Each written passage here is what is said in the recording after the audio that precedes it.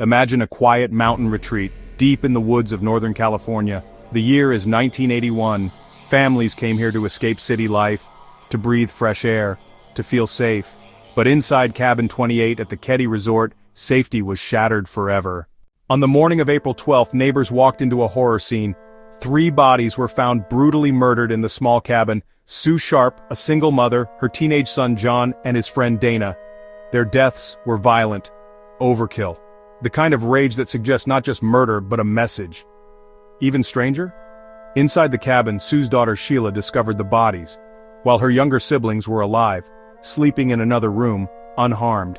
It was as if the killer, or killers, deliberately spared them. But why? The scene was pure nightmare fuel.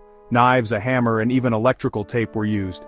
Blood stained the floors, the walls, even the ceiling. Investigators later said it looked more like a war zone than a home. For decades the case went cold. Rumors swirled about local men with dark reputations, about police corruption, and about connections to drug trafficking. And then, years later, a chilling discovery. A hammer matching the murder weapon was found in a nearby pond. Cabin 28 stood for years as a grim reminder, abandoned and decaying. Locals whispered about screams still echoing at night. Paranormal investigators called it one of America's most haunted crime scenes. The cabin was eventually demolished, but its shadow still hangs over Keddie. To this day, no one has been convicted of the Keddie Cabin Murders.